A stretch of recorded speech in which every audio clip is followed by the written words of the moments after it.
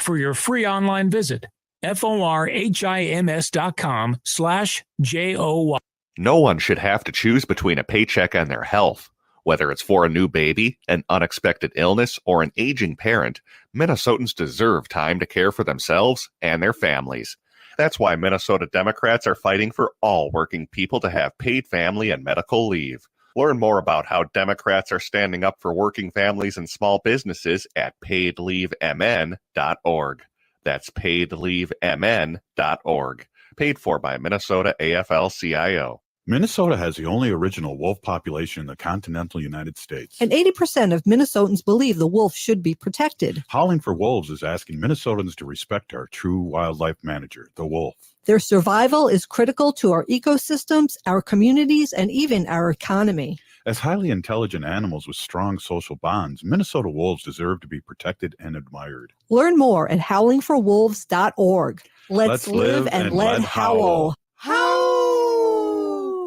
If you've got vinyl in good condition and don't want it anymore, the Electric Fetus is the place to bring it. Get cash for your good quality used vinyl or get 50% more if you choose store credit. Electric Fetus is open 10 to 6 Tuesday through Saturday and 11 to 6 on Sunday. They're closed on Monday. Find the Electric Fetus at 2000 4th Avenue South in Minneapolis and online at electricfetus.com. That's electricfetus.com. Hey, Cudahy to all my friends and relatives in four directions. This is Robert Pilot of Native Roots Radio presents I'm Awake. I'm here to ask you for your support. Finding honest Native-centered news is not easy, but with your support, we're able to provide accurate information about Standing Rock, Line 3, treaty violations, and COVID-19 in our Native communities. Please visit Native Roots Radio Network on Patreon and donate if you can. That's Native Roots Radio Network on Patreon. Pinigigi, and thank you for your support. Hey, Ogama, I've been hearing a lot about this term, climate justice. What is that? Climate justice is recognizing that the negative impacts of climate change don't affect all people equally. It also means transitioning from a fossil fuel-based economy to a more sustainable future. MN350 is one of the groups that's pushing for this transition to protect our futures. You can even get involved too. That's great, especially since I'm concerned about pipeline projects like Line 3. How can I help MN350? Just find them on Facebook or visit mn350.org. With your AM 950 weather, I'm Brett Johnson. Look for 1 to 3 inches of snow tonight with a low around 26, Friday cloudy with a high near 34, and Saturday snow with a high near 33. If you've got vinyl in good condition and you don't want it anymore, the Electric Fetus is the place to bring it. Get cash for your good quality used vinyl or get 50% more if you choose store credit. Find the Electric Fetus at 2000 4th Avenue South in Minneapolis or at electricfetus.com. Portions of Native Roots Radio may be pre-recorded. It's a good day to be indigenous. Get up, stand up. They are going to become more brutal. Couldn't cut, hit me cut again. Because all the hippies were trying to be Indians anyway. They're going to become more repressive because it's a matter of dollars and their illusionary concepts of power. Hey, Victor. We must live in balance with the earth. And also with recent happenings at Wounded Knee. I am awake. Welcome to Native Roots Radio presents I'm Awake, and I'm your host, Wakanja Hade. Hey, Cudahy to all my friends and relatives in four directions. You are listening to Native Roots Radio presents I'm Awake, and I'm your host, Robert Pilot, and we discuss local and national Native news and events. And as you know, Wendy, Native issues are human issues, and human issues are Native issues. This portion of the show is supported by the Native American Community Clinic in Minneapolis on Franklin Avenue, honoring health and tradition. Right on. Hey, can you say Protasevich? I sure can. Judge Judy Protasevich. Right on. Hey, things are heating up in Wisconsin. It's Janet. Judge Janet. Not Judge Judy. Oh my gosh, Wendy. Oh my God. Good thing. Hey, so things are heating up, Wendy, in Wisconsin Supreme Court, and we're excited to amplify that here on Native Roots Radio. We were both down in the Capitol today. A lot going on here in Wisconsin and all over the country politically, and so we want to get right to Zoe with the news that you don't hear anywhere else because there's a lot going on.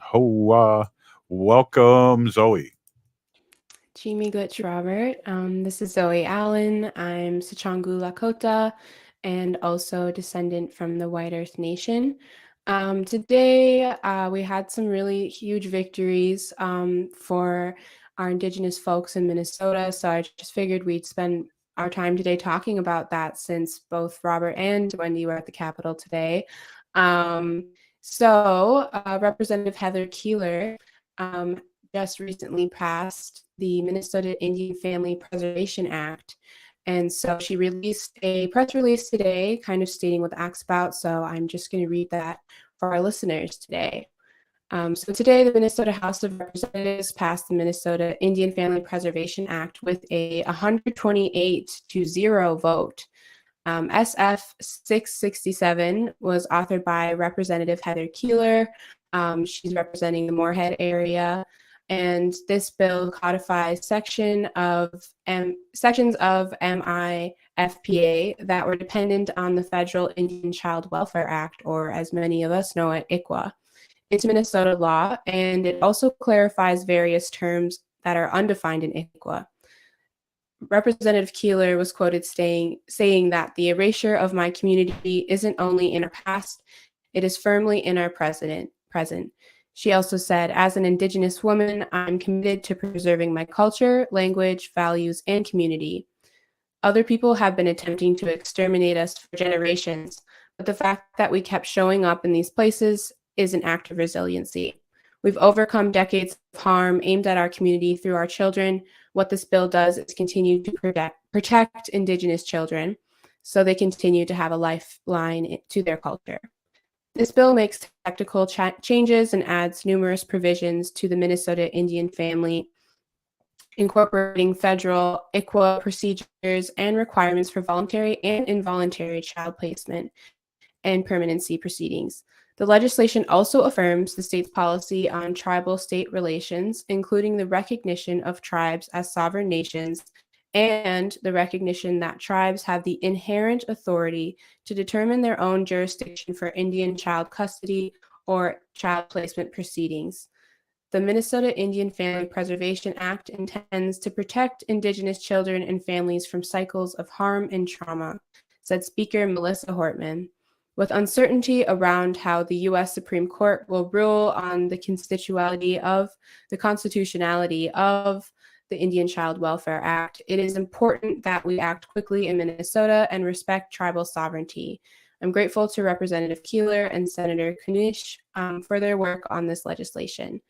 She also said, I want to thank Representative Heather Keeler for carrying this important bill and for her commitment to protecting Indigenous children, said House Majority Leader Jamie Long. Voting for this bill is a vote to sustain the culture, language, and traditions of Indigenous people and tribal nations. So it was really big news today, Robert. It's kind of sinking in slowly with me. I mean, this is a huge thing, especially for our younger generation that's starting to raise their own children. Knowing that our kids will be protected is really just incredible. I mean, I'm kind of actually speechless about it. What was it like being at the Capitol today? Well, it was intense speeches by Heather Keeler, Alicia Kowalski from Duluth, also a couple of allies too, and it was really good. And once the vote hit, everyone was screaming and yelling because it was all green for Wow, yes. that's yeah. awesome. Was there any opposition? No. Wow, that's awesome. Yeah, it was amazing. So Minnesota, go. Right. Yeah. No, it's I mean, ICWA's been under attack nationally, and to see that they went as far as to, add provisions in there that ICWA doesn't, cover, it is also just a testament to how thorough they were making this bill. And the fact that we have Native people representing us in the legislature that can speak on behalf of us as a people, because we're not often in those rooms, is really incredible to see the support that other allies gave too. I think that also says a lot about where the state Senate is at right now, which is actually a pretty progressive spot for the moment, at least, with this legislation. At least can't say as much for Minneapolis City Council. There's a lot going on there. But it's good to know that there's definitely people in the state, and there's people in the city council too, who have our back. Gives me some, peace of mind for sure, for at least, the near future. So yeah, unless you guys had anything else to add to that, I did have another update that is a little heavier on the Khalil Ajad case. So I reported on it a couple days ago that Khalil's family, along with MN Teen Activists, which is a grassroots organization in Minneapolis, run by teenagers, which is pretty incredible. They've been asking for the Robbinsdale police to release all of the body cam footage, along with the footage taken aerially from police helicopters. And so on March 6th, the Robbinsdale police did upload hours of body and squad cam footage to their YouTube page. And they also announced that the BCA will be investigating the circumstances around Khalil's death. You can read the statement actually and watch the footage just by going to the city of Robbinsdale's website. An interesting thing that they did also, and I was reading the report from Georgia Fort, who's an incredible reporter in the Minneapolis area. She's done so much work around Black Lives Matter activism, and she actually now has her own blog, and I think she's getting her own TV show. But basically, she said that they didn't even title the YouTube videos, so they're really hard to find, and she couldn't directly link them to her article write-up on it, which is weird, Yeah. And so yeah, you have to go to their website, and they're hours of footage, of course. But what they didn't include was the helicopter footage. So you're just getting really dark on the, on foot footage of them running through the woods with dogs. And it also isn't Khalil's family also felt like there was definitely some skips and some pauses. So it's pretty suspicious. They think that it's maybe been tampered with, and so they're going to push to get unedited footage too. So we'll continue to update everyone on this case, as it's really important to talk about right now. Yes, thanks, Zoe. Sometimes us BIPOC people have to take 2 steps back to take 3 forward. So appreciate your update. We got John Williams up next, Director of Development of Native American Community Development Institute. But first, we're going to hear from our Lieutenant Governor. So we'll be right back after this short break. Please stay with us. Oh, go ahead, Wendy. Say it. Stay with us. Stay with us. All right.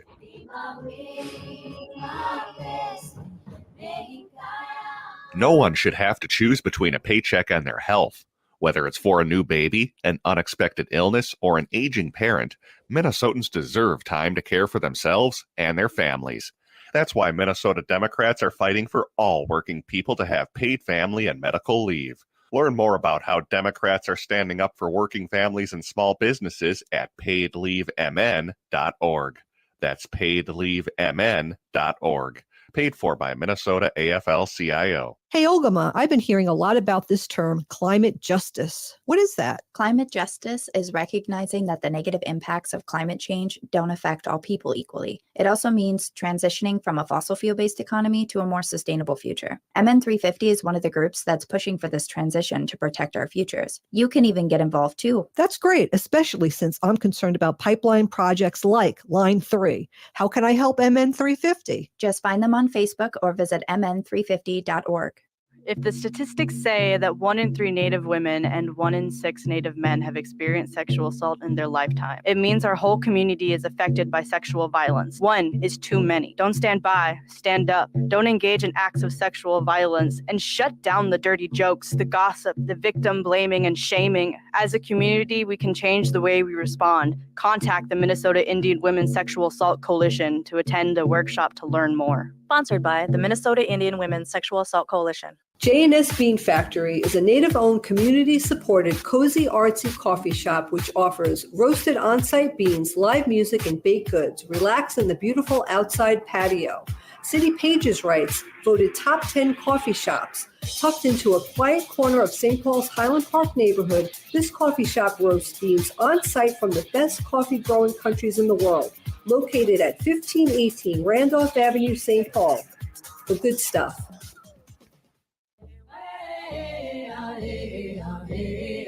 Hi, I'm Jane Fonda, and you're listening to Native Roots Radio. And we're back to Native Roots Radio presents I'm Awake, and this is Robert Pilot. This portion of the show is supported by the Native American Community Development Institute in Minneapolis. Hey, we're going to get with John here in a minute, but first we want to play a quick update from Lieutenant Governor Peggy Flanagan. Welcome, Lieutenant Governor. Anine, this is Lieutenant Governor Peggy Flanagan, and I'm joining Native Roots Radio with an update from the Walz-Flanagan administration. Last week, the February forecast showed that Minnesota's economy is strong and stable, thanks to the hard work of working families and small businesses across our state. And the legislature continues to be incredibly productive on legislation that improves the lives of all Minnesotans. Also, the governor and I have the honor of appointing incredibly qualified and driven individuals as commissioners to lead our cabinet agencies. To date, the Minnesota Senate has confirmed 13 of our commissioner appointments.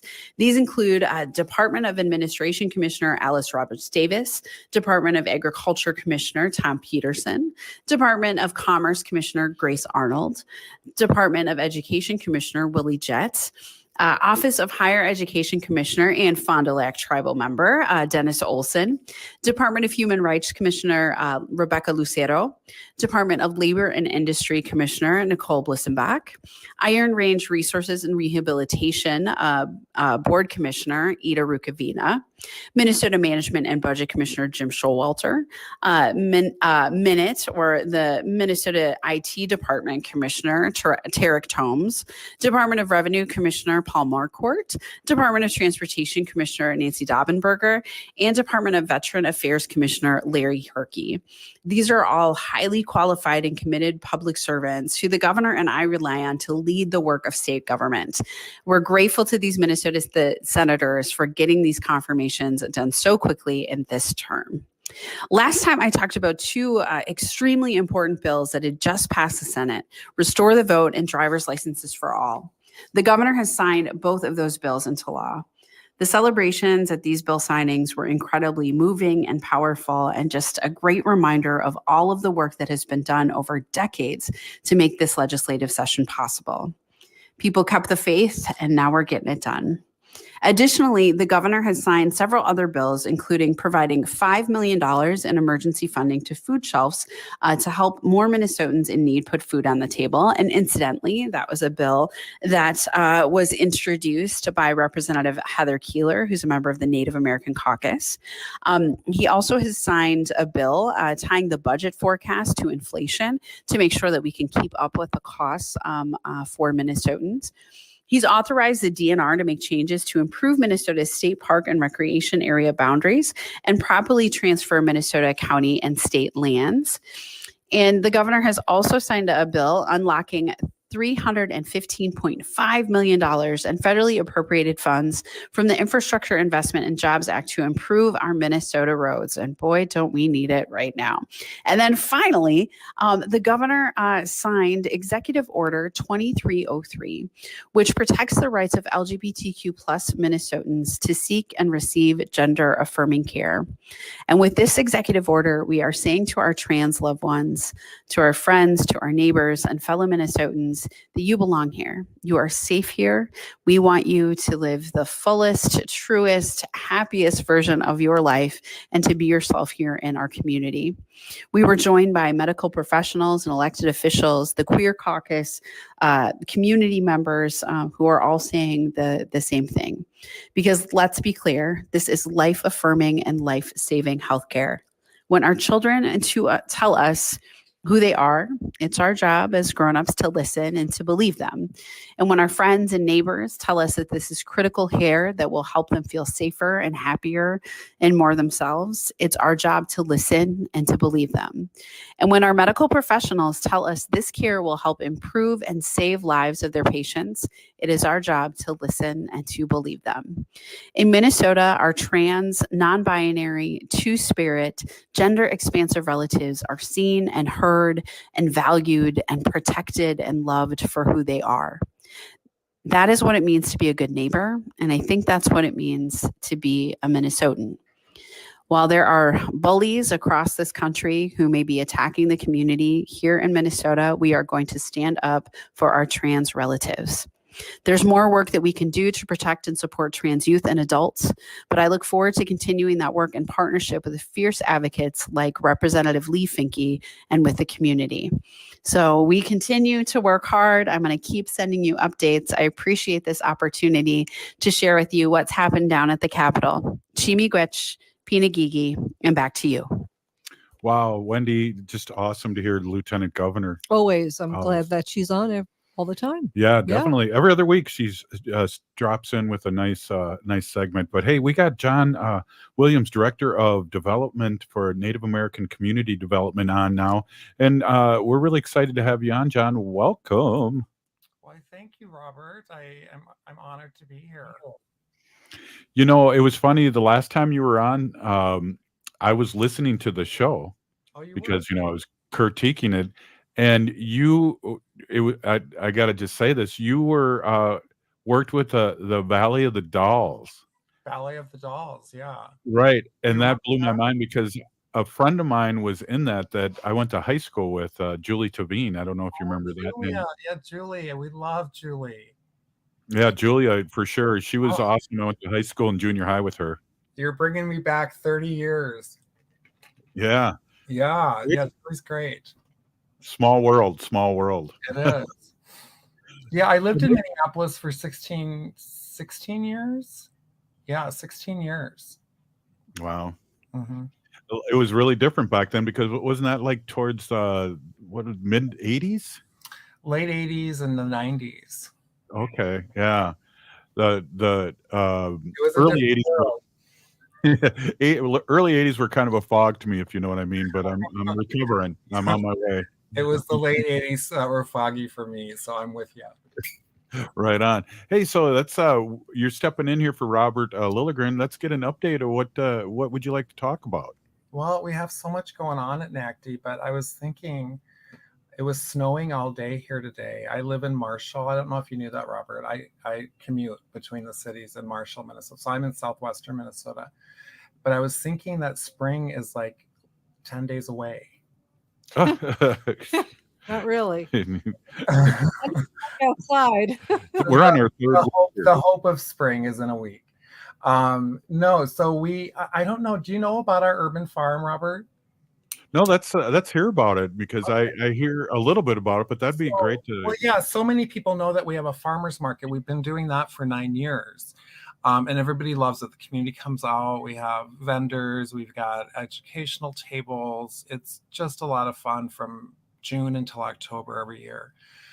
But in the past 3 years, Hennepin County Railroad Authority has leased 3 plots of land in East Phillips neighborhood on 29th Street on the Greenway between Bloomington and 18th Avenue.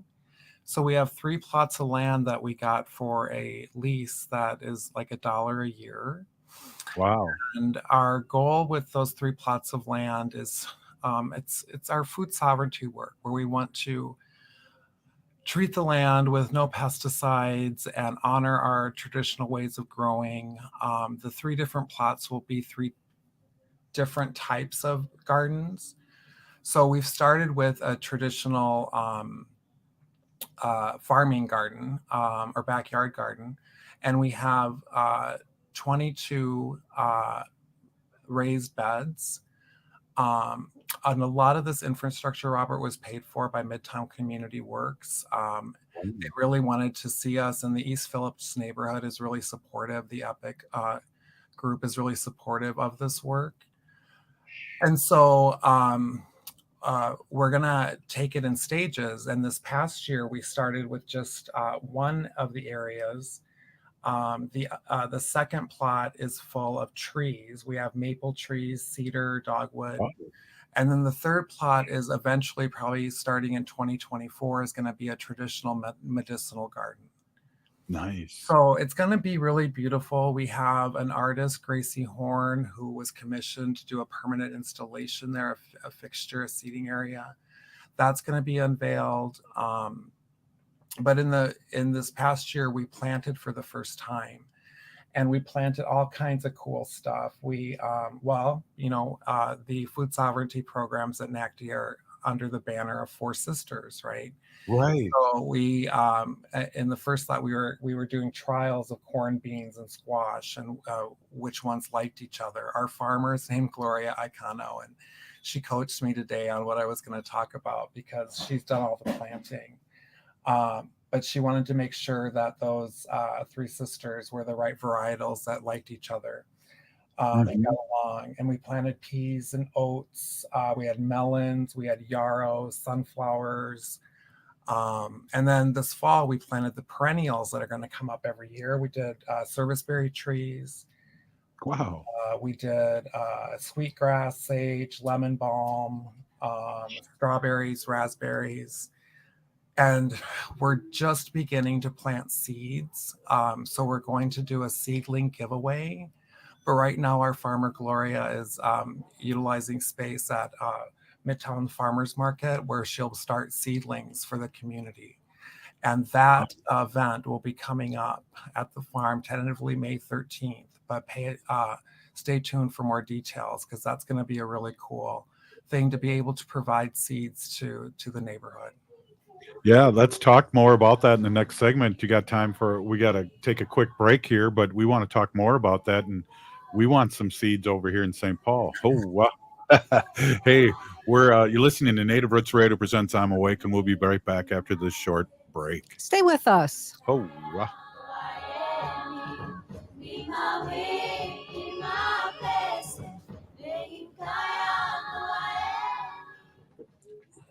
Choose between a paycheck and their health. Whether it's for a new baby, an unexpected illness, or an aging parent, Minnesotans deserve time to care for themselves and their families. That's why Minnesota Democrats are fighting for all working people to have paid family and medical leave. Learn more about how Democrats are standing up for working families and small businesses at paidleavemn.org. That's paidleavemn.org. Paid for by Minnesota AFL-CIO. J&S Bean Factory is a native-owned, community-supported, cozy, artsy coffee shop which offers roasted on-site beans, live music, and baked goods. Relax in the beautiful outside patio. City Pages writes, voted top 10 coffee shops. Tucked into a quiet corner of St. Paul's Highland Park neighborhood, this coffee shop roasts beans on-site from the best coffee-growing countries in the world. Located at 1518 Randolph Avenue, St. Paul. The good stuff. Boost your immunity and help protect your community. COVID-19 is still here, but it's not too late to get your booster. Staying up to date with vaccines can help build protection that has decreased since your last shot and provide better protection against newer variants. Boosters are an important part of protecting yourself from getting seriously ill from COVID-19. To learn more and schedule your appointment, visit ramseycounty.us/COVID vaccine. ramseycounty.us/COVID vaccine. The appliance specialists at Warner Stellian are stacking savings you can't get anywhere else, including $50 to $500 back on each appliance and a bonus for each additional appliance. Our prices are unbeatable, and our trusted free delivery is legendary. Shop now at warnerstellian.com. Hi, this is Paul Metza inviting you to listen to the Wall of Power Radio Hour. We have been on the air on AM 950 for over 5 years, over 200 original shows in the can, including musicians, artists, promoters, authors, comedians, and more. We're on the air Saturdays at 6 p.m. If you'd like to advertise, get a hold of us at am950radio.com and stay tuned this weekend, Wall of Power Radio Hour. 2023 is here, and you can make it the year of the Eagle with the National Eagle Center. You and your family can enjoy exciting Eagle experiences, including field trips, private habitat tours, and exclusive behind-the-scenes tours. Meet live eagles up close, view bald eagles and golden eagles in the wild, and receive personal one-on-one education with dedicated and knowledgeable Eagle experts as you journey into the world of eagles like never before. Learn more and plan your unforgettable Eagle experience today at nationaleaglecenter.org/experiences. Turn to Auto Technical with your vehicle donation. We have families waiting for a car. You know, over 85% of unemployed are successful in finding and keeping a job if they have dependable transportation. A car plus a job equals a life changed. 612-919-5526. We have families waiting for a car. 919-5526 or autotech.org. Would you let animals pick your insurance? Do you really need to experience mayhem to get the best rates? Or how about a celebrity quarterback or fake university saving you money? There's a lot of marketing stunts when it comes to insurance, but what you really need is someone looking out for you. Call Array Insurance, and they will work hard to find you the best insurance coverage and rates. So avoid gimmicks and call Cheryl at Array, 763-504-3067 or arrayinsurance.com. Array Insurance, working hard for you. With your AM 950 weather, I'm Brett Johnson. Look for 1 to 3 inches of snow tonight with a low around 26. Friday, cloudy with a high near 34. And Saturday, snow with a high near 33. Latunji's Palette is home of the best peach cobbler in the world. Their social enterprise business is built with purpose and fortified with love. Come and indulge in their gourmet desserts, sandwiches, and coffee drinks, including vegan and gluten-free options. Located at 1400 Park Avenue South in Minneapolis, or at latunjispalette.com. Hi, this is Representative Sharice Davids from Kansas. I'm Ho Chunk, and you're listening to Native Roots Radio. And we're back to Native Roots Radio presents I'm Awake, and this is Robert Pilot.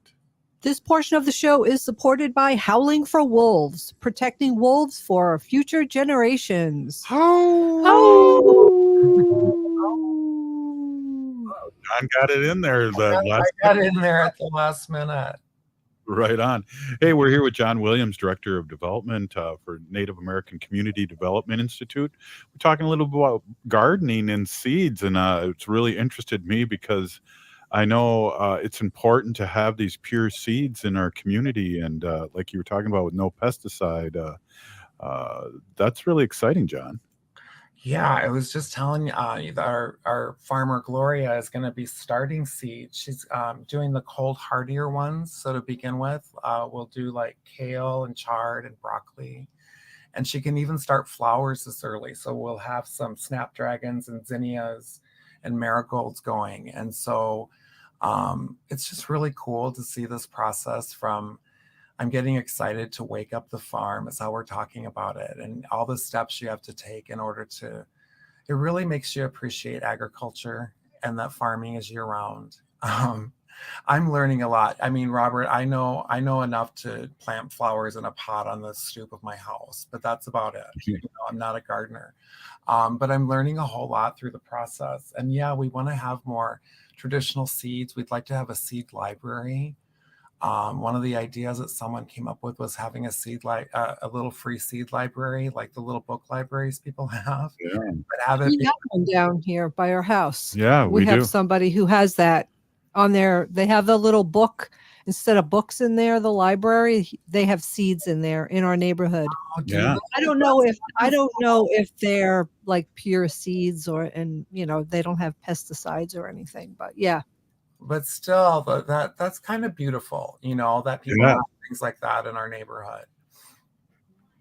Yeah, so John, it's kind of like land back in a way, right? It is. We are leasing the land, but it is only $1 a year for 10 years. And it's a partnership, really. Can we, through linking people back to the living world, through getting people's hands in the dirt, through having the community come together and have a safe space, a spiritual place. By doing that, will we help? Will it help reduce violence? Will it help make people feel less isolated? That's what we're hoping for. And I think that's really what farming and gardening can do for people. It brings them directly in contact with the earth. Yeah, good medicine. Good medicine. Yeah, and that's kind of part of land back in a fun way. Yeah, the dog's barking right now, but I think it's really important to get, kids involved because they're really fascinated, about growing their own food. And if you plant this seed, then wow, you have something to eat in a month or two. It's amazing. No. And they love it. They eat it up. Yeah, Gloria was just at center school today. So we are working with schools. It's so important. We take a multi-generational approach to all the work we do at NACDI. I mean, that's just baked into our arts and culture, all my relations. But yeah, I mean, it's just really important. Yeah, it is. And what a great thing to do. I had no idea because we talk with our seed keeper. Help me out with her name, Wendy. Diane. We just talked to her. No, shoot, she works for.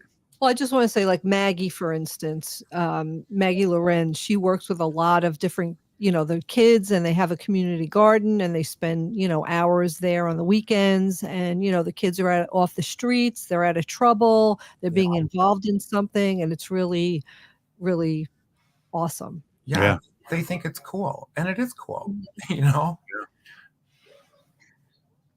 Yeah, I heard somebody tell a story, and it was really deep, John. That he didn't really believe in a higher power until he thought about this mustard seed that was planted, and then just magically grew into this big thing, and it really got him closer to the Creator and to the earth by just taking a step back and realizing that. Just some heavy stuff like that. And John, what you were talking about earlier about which vegetables and which plants go with another, and they're friendly and they help each other grow and they share nutrients with each other, and it just makes them grow stronger and better, where some plants and vegetables don't get along very well and they could hurt how they grow. It's really fascinating to me. It really is. And, that's why I was talking about Gloria doing the trials of the different varietals of corn, beans, and squash, the three sisters. And the fourth sister can be bee balm, it attracts the pollinators. And so, yeah, some people ask us, who's the fourth sister? Because everybody knows the three. But, well, you could even consider wild rice a fourth sister in Minnesota, couldn't you? Yeah, pretty much. And the name I couldn't think of is Hope Flanagan. Hope, right. Hope's so into the seeds, and how could I forget Hope's name? And but yeah, she's really into the Three Sisters market and comes there every year too. So what else you got going on? Because that sounds exciting, and I think that sounds like really changing. I mean, earth-shattering change. And to look out the window right now and see all the snow and just think about all these beautiful plants that are going to be coming up soon really is inspiring and helping my mood right now. We're on the third winter of this year. Oh, yeah, I know. I always look forward to the crocuses because that reminds me of spring the most. They're one of the first ones up. They're the little ones. Wow. And then what is it? Then tulips come up and daffodils, and yeah, I love the flowers coming to life. Yeah, Zoe, do you got a statement or a question? I know that this is kind of your jam too. What's that, Zoe? Food sovereignty stuff? Oh, definitely. I love food sovereignty. Work. My mom was involved in a lot of food sovereignty work up at the White Earth Tribal College, and we used to always go to the farming conference that they used to have up in White Earth. So it's always a great opportunity to learn more about our plant relatives. And I wanted to say too, for our listeners that may not know, bee balm is also wild bergamot. And bergamot is a really important medicine to Dakota people. So just want to mention that because I think there's so many words. I didn't even realize bee balm was bergamot until I got a little older. There's so many different words for the same plant. But I was just thinking about spring too. Oh, go ahead, John. No, I just said it gets confusing, all the different plants. That's why I'm learning so much. Gloria's an actual farmer, and I just think it's fascinating the way that putting the different plants together, just how you do that. I was going to ask too, so do you guys have a group of youth that come and help work with the farm, or do you have any like internships or anything? We're just starting, so we had to go small. We've had some good support from the Minnesota Department of Agriculture, and then we received a grant recently from the city's Office of Violence Prevention, because they believe in the project as well. And so we're just growing our capacity. So just recently we hired a food sovereignty coordinator, and that person's going to be helping us with the plan that our leader, Elizabeth Day, her vision for this was to have a full-time farmer and then a coordinator, people to work with the community to help people with their beds and to bring community groups in. We can do men's groups there. We could do all kinds of things in the space. And it's 3 contiguous, plots of land. So, so that's what the coordinator is charged with doing, is developing those relationships. We have strong ones with EPIC, the East Phillips Improvement Coalition, and the city and the county. And so, we're just really growing it. It's going to be beautiful, but Gloria reminded me that it takes years for things to really establish. So you can't be thinking of just what's going to look great right now. You got to think of the future. And I think that's a beautiful message of farming. That is a beautiful message. And Wendy had our front yard done a couple of years ago, and we're really excited because it is a process, and things are growing, and things are growing a little bit, and things are growing more. So it is a couple year process. And we're supposedly going to get little teeny frogs and things like that here in the inner city. Yeah. So in our front lawn, we got rid of our concrete lawn. It's gone. And we had somebody come in and help plant pesticide-free, fertilizer-free. We saw hummingbirds this year. Plants that will attract hummingbirds, butterflies, bees, and birds. And I think this will be our 3rd season with it. The first, we had it planted in the fall. So it's this will be our second season with it. And it has 4 little rain gardens. It has a stumpery, which is a bunch of stumps from old wood that has its own little ecosystem in it, and its own moss that grows and specific bugs that go in there, and it's really, really awesome. Yeah. Moss is amazing. I just was reading about that. Moss is like really complex. It is. Yeah. Hey, John, I want to say, Pinigi, thanks for coming by. That's exciting information. Yeah. Well, thanks for having me, you guys. This was really enjoyable. It always is, and it's always fun to hear, about people's background and when you came here, and it's getting to be sugar bush season here, so maybe we can have you on back here and talk about that real soon. That'd be great. All right. Hey, Can you remind everyone one more time where the farmers market is? Farmers market is at NACDI's building at 1414 East Franklin Avenue. And the farm is at the 29th Street on the Greenway between 15th and 18th Avenue. Perfect. Hey, thanks so much for being on, and great to see you again. It's always fun to see people on Zoom that we've met in person. Nice to meet you, Wendy. Yes, nice to meet you too. Hey, we'll be right back after this short break with our sacred animal portion of the show. Stay with us. Oh.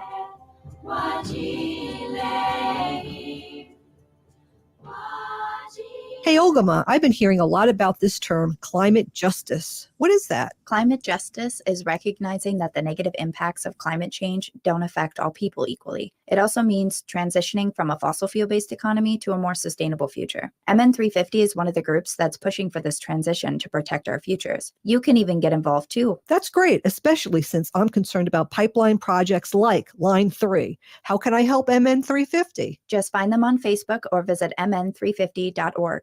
The Senior Linkage Line is a free statewide service of the Minnesota Board on Aging, helping older Minnesotans and caregivers find answers and connect to services and supports. Questions about Medicare, transportation, looking to move to senior housing, overwhelmed with prescription drug plans? Call the Senior Linkage Line at 800-333-2433 or visit trellisconnects.org, where we help people optimize well-being as they age. That's trellisconnects.org. No one should have to choose between a paycheck and their health. Whether it's for a new baby, an unexpected illness, or an aging parent, Minnesotans deserve time to care for themselves and their families. That's why Minnesota Democrats are fighting for all working people to have paid family and medical leave. Learn more about how Democrats are standing up for working families and small businesses at paidleavemn.org. That's paidleavemn.org. Paid for by Minnesota AFL-CIO. Minnesota has the only original wolf population in the continental United States. And 80% of Minnesotans believe the wolf should be protected. Howling for Wolves is asking Minnesotans to respect our true wildlife manager, the wolf. Their survival is critical to our ecosystems, our communities, and even our economy. As highly intelligent animals with strong social bonds, Minnesota wolves deserve to be protected and admired. Learn more at howlingforwolves.org. Let's live and let howl. Howl!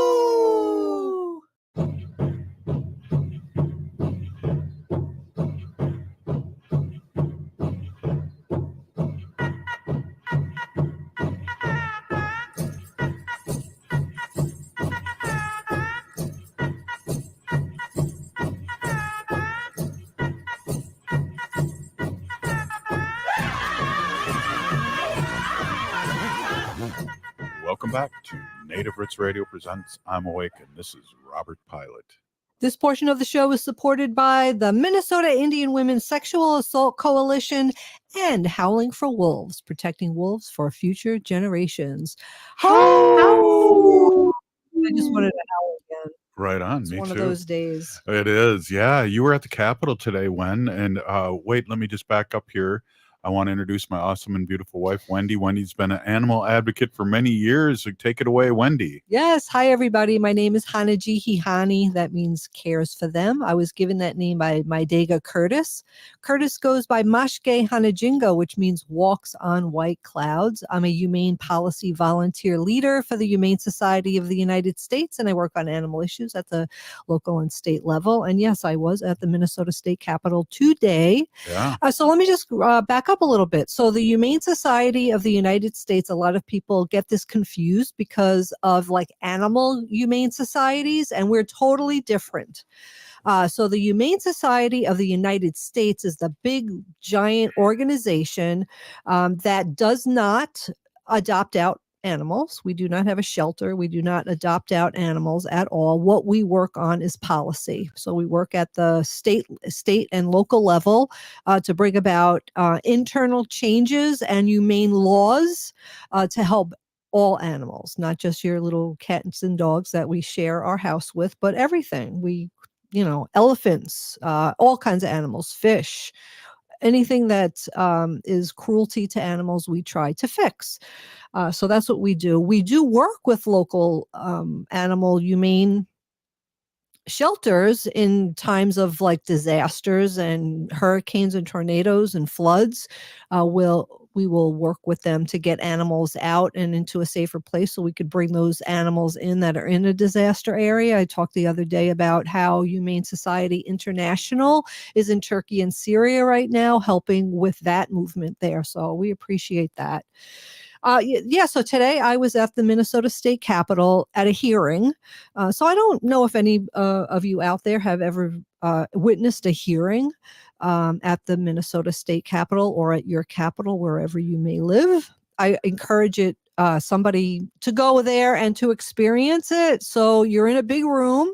All the doors are closed. All the senators, or if you're in the Senate hearing or a House hearing or a city council hearing, the important people who are making the decisions are in the front of the room, usually in some type of a semicircle looking type of thing. And then there's chairs in the middle where the people who are testifying will sit and testify.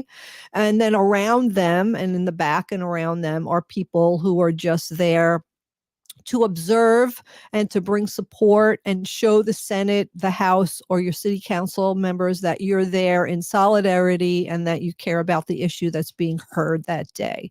So that's kind of where I was today. I was just there in solidarity I didn't, have to testify or anything. But what we were there for was the Minnesota Humane Pet Store law. And I talked about this before. It was Senate File 1317. And what this bill essentially says is we do not want Minnesota pet stores to sell puppies and kittens that originate from a puppy mill. Right. So we want to cut that pipeline from the puppy mill to the pet store. Well, we had two wonderful people who were there testifying, and they did a really fantastic job. We had a lot of support for this bill. Unfortunately, we had some pushback, and the bill is not going forward as it is written right now. So a couple of things will happen. It'll either be rewritten, it'll just go away right now, and we'll bring it up another time when we feel like we have more support. But we encourage everyone to please adopt, do not shop, because 99.9% of the dogs that are in pet stores or pet shops are originated from a puppy mill. Yep. If you're a breeder and you're breeding dogs and you're a reputable breeder, there are certain things that you will do and will not do. So the first thing that you will not do is sell your dog to a pet shop to be sold there. So reputable breeders want the people to come to their home. Right. They want you to see the dogs. They want you to meet the mother dog and the father dog. They want you to learn about the breed and make sure that it's a right fit for you and this particular breed of dog. If you're a really excellent breeder, you will have the people who buy your dog sign a contract saying, if for any reason throughout the life of this dog you do not want it anymore, if something happens, we do not want you to put that dog in a shelter or give it away. We want the dog back. Yes. But really good ethical breeders are really, really far and in between. It's really, really hard to find a really upstanding and reputable breeder.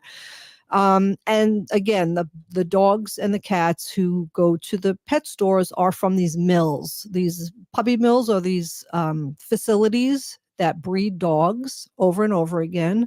The dogs are kept in cages, and they're just bred over and over again in their life. They never go for walks. They don't see the sunshine. They don't go for walks or live in a house. They just stay in the cage, and they're bred over and over again. And their puppies are gone, sometimes sold online, sometimes going to the pet stores. So that's what that was. So that's where I was today. How much time do I have? I have one more thing I want to say here. You got 3 minutes. Oh, 3 minutes. I could say a lot in 3 minutes. Yes, you can. So the other thing, Robert, you and I over the years have protested the Shrine Circus. Yep. Yeah. So the Shrine Circus, I'm just trying to find my notes here. Oh, yeah. Osmond Shrine Circus in St. Paul. So a lot of people will say, hey, Wendy, the Shrine Circus, they do really good work. They're out there, getting money for the Children's Shrine Hospital that helps children. Yes, I get it. I think it's wonderful. Get all the money that you want. Just don't use animals to do it. Right. Over the years. So anyway, the Osmond Shrine Circus is coming to St. Paul Thursday, March 23rd to March 26th. I encourage everyone not to go. Do not buy a ticket. Do not go, even if you're given a free ticket. Right. Right now, these animals that are in the circus are treated horrifically. Elephants, bears, tigers are usually the most popular three. Physical punishment has always been the standard training method for animals in circuses. Animals are beaten, shocked, and whipped to make them perform over and over again. Tricks that make no sense to them. That's what happens. Right. Bears don't ride bicycles in the wild, right? So the AWA, which is the Animal Welfare Act, allows the use of bull hooks, whips, electric shock prods, or other devices by circus trainers. Actually, in Minneapolis, years ago, I worked on getting the bull hooked banned in Minneapolis. And you know what that did? Just getting that bull hook banned caused the circus not to be able to come in with elephants because the bull hook is a terrible hook. It's a big bull hook, if you could imagine, a hook on the end of a stick where they intimidate the elephant to submission. And this is the only way that they can control this animal. Right. So without that bull hook, they can't come into Minneapolis. Virtually 96% of circus animals' life is spent in chains and cages. Since 1990, there have been more than 123 documented attacks on humans by captive large cats in the United States, 13 of which resulted in fatal injuries. During the off-season, animals used in circuses may be housed in small traveling crates. So they're really taught, you see the elephants, they're on the side, they're waiting for the circus to start. They're all chained up in this little area and they're swaying back and forth over and over again. That's stress. That's a sign of stress from these animals. So again, please, the Osmond Shrine Circus or any other circus in the area, there's ways that the circus can be humane. They sell food, novelties, you could take pictures with the clown. There's acrobats. There's free face painting. There's non-animal rides. There's a lot of things that the circus can do to be more humane. Hey, good segment as always, Wendy. Great passion. Hey, our daughter is going to be on Care 11 tonight talking about the store. If you guys are in the Twin Cities, yeah. Hey, you're listening to Native Roots Radio Presents I'm Awake. We're still here. We are the 7th generation. Free Leonard Peltier. Now.